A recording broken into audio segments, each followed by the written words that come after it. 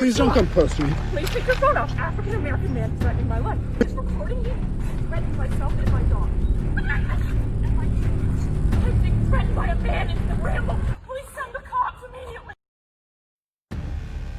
Meet Amy Cooper, better known as Central Park Karen. She was caught on video lying on a 911 call, pretending a black man was quote-unquote threatening her life. She was acting exasperated and strangling her dog in the background for extra added effect. According to a statement, Christian Cooper, no relation, is a birder who saw Amy Cooper's dog, quote-unquote, tearing through the plantings at the Ramble in New York City Central Park. It is stated he reminded her that dogs have to be on the leash at all times in the Ramble. Here's a photo of the sign at the Ramble, and yes, it is clearly stated that dogs are to be leashed at all times. The Ramble is a beautiful area, and for bird watchers, unleashed dogs not only destroy the landscaping for everyone, but they also scare away land birds. In a statement to CNN, Christian states that bird watchers specifically go to the Ramble because all dogs must be on leashes at all times. In the original Facebook post, this is what Christian Cooper states took place. Central Park this morning, this woman's dog is tearing through the plantings in the Ramble. Me, ma'am, dogs in the Ramble have to be on the leash at all times. The sign is right there. Her, the dog runs are closed. He needs his exercise. All you have to do is take him to the other side of the drive outside of the Ramble, and you can let him run off leash all you want. It's too dangerous. Look, if you're going to do what you want, I'm going to do what I want, but you're not going to like it. What is that? Come here, puppy. He won't come to you. We'll see about that. I pull out the dog treats I carry for such intransigence. I didn't even get a chance to toss any treats to the pooch before Karen scrambled to grab the dog. Her, don't touch my dog! That's when I started video recording with my phone, and when her inner Karen fully emerged and took a dark turn. Let's have a look. Pay very close attention to who is aggressing upon whom and who is trying to stay back from the other. Will you please stop? Sir, I'm asking you to stop. Please don't come close to me. Sir, I'm asking you to stop recording me. Please don't come close to me. Please take your phone off. Please don't come close to And me. I'm taking pictures and calling the cops. Please call the cops. Please call the cops. I'm going to tell them there's an African-American man threatening my life. Please tell them whatever you like. Excuse me?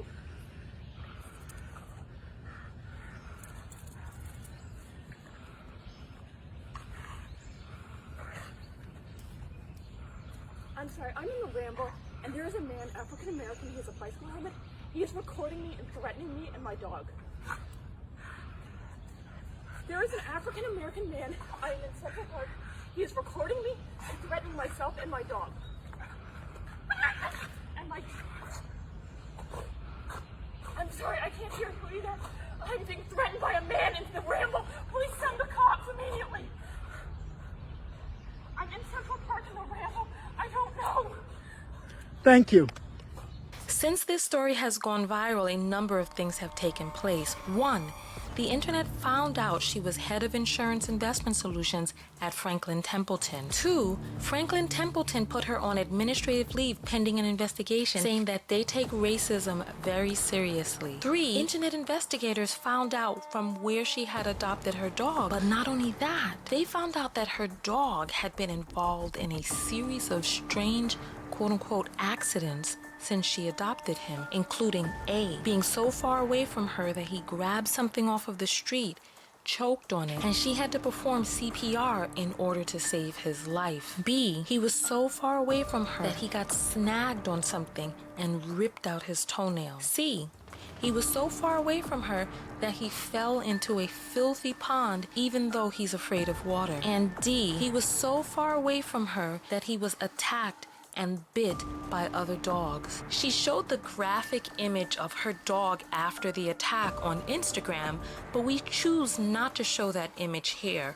Also, she ended up completely removing his Instagram page amid the controversy of people descending upon her platforms criticizing how she handled the dog. Fourth thing that happened is, after watching how she strangled the dog who was desperately yelping for air, she surrendered the dog back to the animal rescue center from where she had adopted it. They issued a statement about how the dog was now safe and in their care, and they would not be answering any other questions. Fifth, she issued a series of strange statements to CNN, and then sixth, she came back and apologized.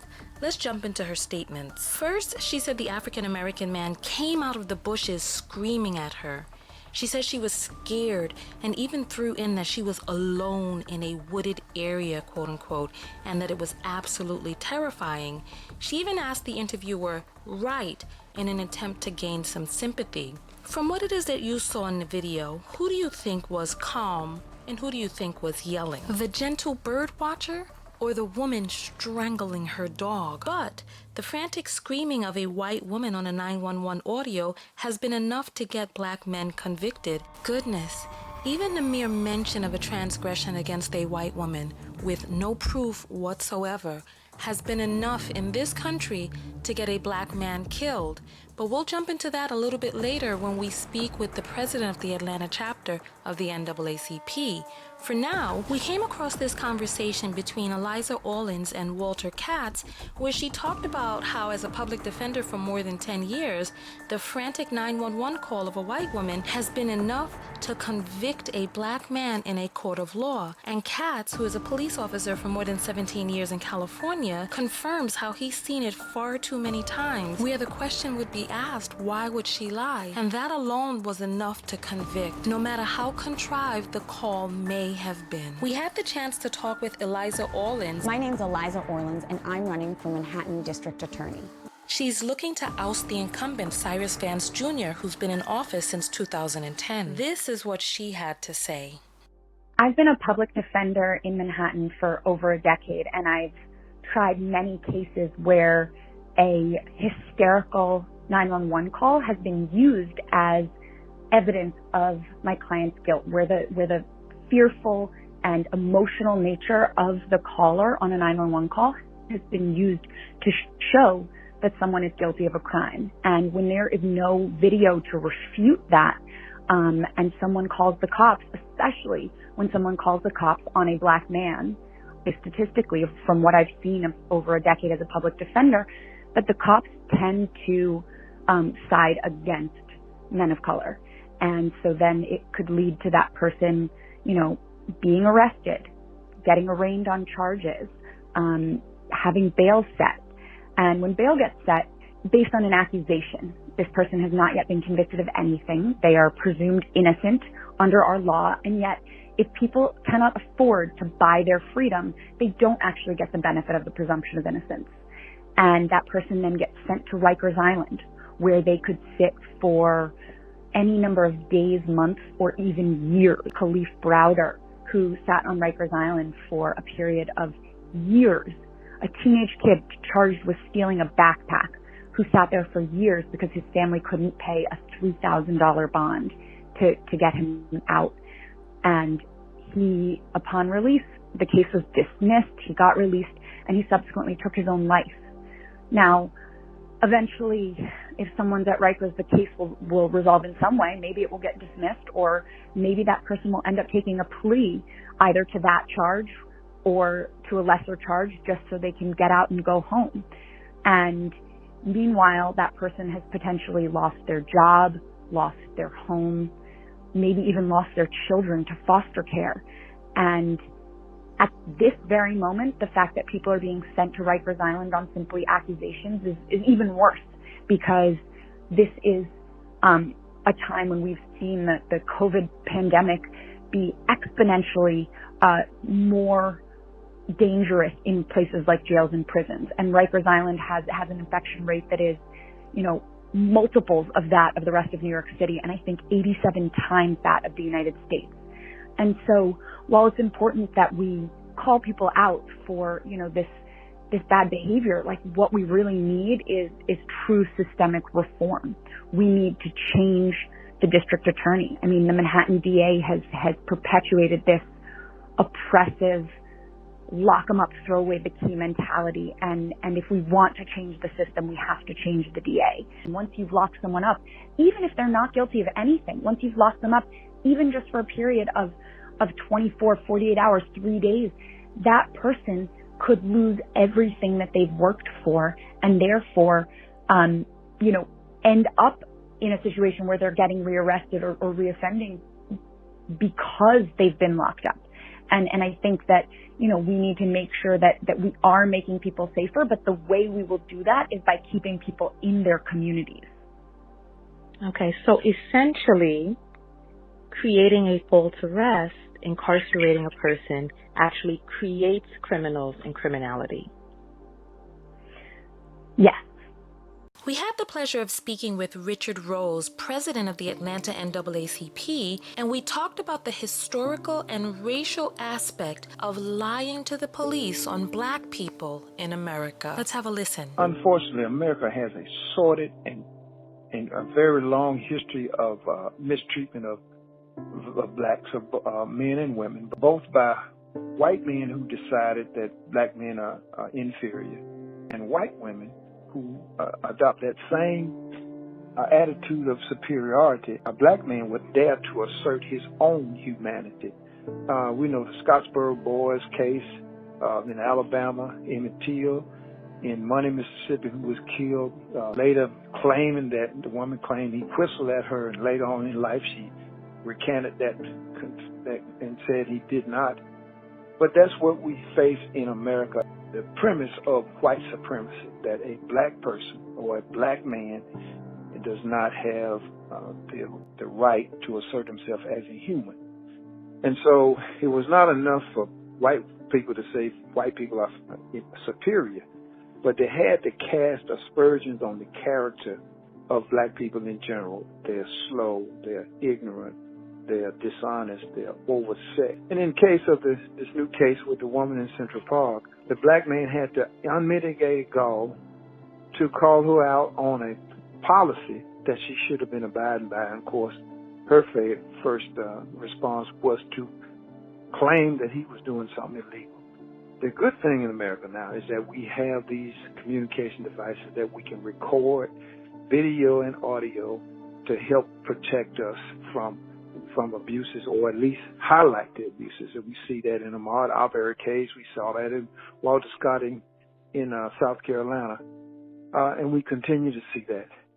Why do you think white women use the police as their personal protection? White women use the police when there is no white man available, I believe. And they say any person. Of course, the premise, of course, is that the Black man has done something wrong. That he's been violent, or he's threatened violence, and so they'll call the police. But if there's a white man or white men available, then you got the extrajudicial killings that we know about through history. In the case of Emmett Till, the white woman, her family, her husband and her husband's family.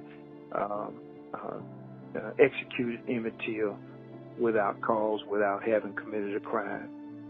So white women will call anybody and everybody to assert their superiority over the actions and presence of Black people, including Black men especially. America has continued to teach white supremacy. This kind of attitude was exported all over the country.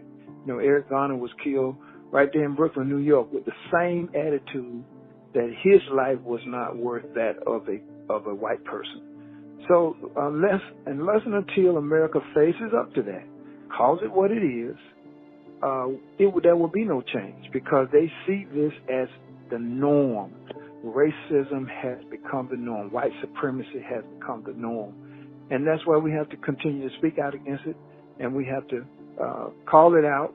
And amazingly, when we do call it out, those of us in NAACP branches all over the country, we are accused of being racist because we call out their racist, America's racist.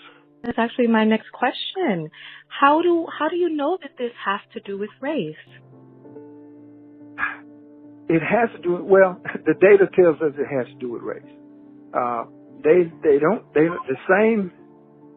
same behavior is not extended to white men or other white women. A white man could ask the same question. You have an entirely different response, but it's always the calling for violence against the person who dared to stand up and assert their rights. Their actions tell us that is about racism. Look at the data. You don't have similar cases or situations where a white man is involved. I mean, in the case of Ahmaud Arbery, lots of white women, white people, stopped through that under construction house, but only one was accosted and actually killed, and that was a young black man. The events tell us that is racism.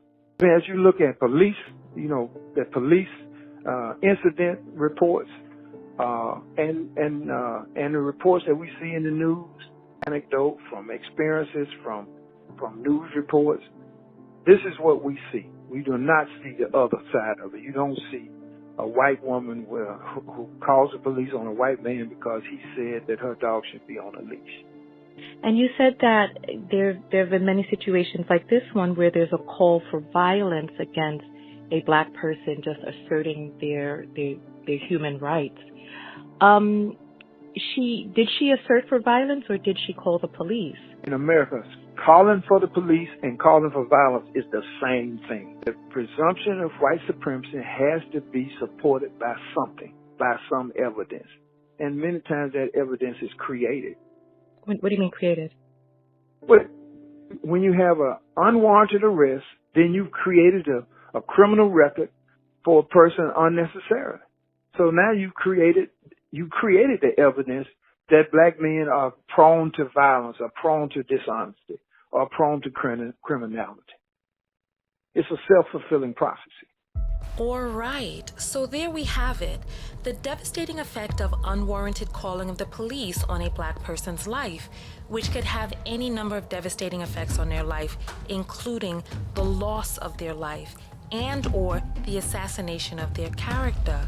But almost always, the threat of calling the police is at the very least a hope for violence, and at the very most, the desire for their execution. But either way, the making of a criminal, either implied or imposed, in life or after they're dead. So keep all of this in mind as we hear Central Park Karen's apology. I sincerely and humbly apologize to everyone, especially to that man, his family.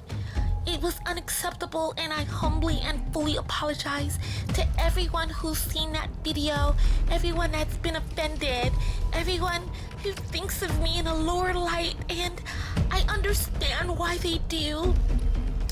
When I think about the police, I'm such a blessed person. I've come to realize, especially today, that I think of the police as a protection agency, and unfortunately, that has caused me to realize that there are so many people in this country that don't have that luxury. What are your thoughts? She essentially threatened this man's life. She used taxpayer resources to call the police to the scene, knowing when they got there they'd most likely be on her side. The police are public servants, paid for by all of our tax dollars. Yet, in her warped, privileged view, the police would not come on the scene to protect this gentle bird watcher from an out-of-control woman with an unleashed canine, but to supposedly put that Negro in his place from daring to speak out of turn to mistress. She went on to say, I'm not a racist. I did not mean to harm that man in any way. My entire life is being destroyed right now. In her apology, she never once referred to him by his name. And now that she's losing some of her privileges, she claims that her life is quote-unquote being destroyed, still not taking ownership, as if the destruction is not a direct result of her actions. Speaking of destroyed life, she's on administrative leave from her job, and her dog was surrendered to the rescue agency from where she got it. She's still free white and over 21. What she did could have potentially taken Christian Cooper's life. Anybody else notice that this story has gotten national attention, even appearing on Good Morning America? And the level of outrage about the choking of the dog eclipsing the outrage many have even had about the choking of Black people. What would this country look like if we came together to collectively condemn inhumanity to humans as we do inhumanity to animals? At Alexis Royston said on Twitter, "While I'm absolutely unequivocally concerned for the dog, the amount of white people on this thread who care significantly more about this animal than the man Amy Cooper threatened is alarming. What she did is tantamount to attempted murder. Y'all need to check yourselves." We're getting updates that Amy Cooper was fired from her job, with Franklin Templeton releasing a statement saying, "We do not tolerate racism of any kind." Also, Senator Brian Benjamin has introduced a bill potentially making it a hate crime to falsely report an incident. So here's your assignment to answer in the comments. There's the big question of ambiguity of the statement. If you're going to do what you want to do, I'm going to do what I want to do, and you may not like it. Even though spoken by a very out and proud gay man, could that be perceived as a threat, and a viable threat at that? 2, do you think she was sincerely fearful for her life? As you saw in the video, she was the one approaching him, and he was the one saying, "Please stand back," and she seemed to instigate further altercation. What does a person in a wooded area who's fearful for their life do? Do they continue to stand there, instigating further and prolonged interaction? So it's 8 o'clock in the morning, it's bright and early, the sun is up, and you have a dog with you. If you're frightened, why not skedaddle? Why not get on? Why not move on? But to stand there, increasing the confrontation, aggressing upon a person, and staying in the area to call the police, hollering and screaming once you hear that they're on the phone, are these the action of a person that is truly frightened? And 3, is it possible that white people don't know that as of 2016, a Black person is killed by police every 28 hours?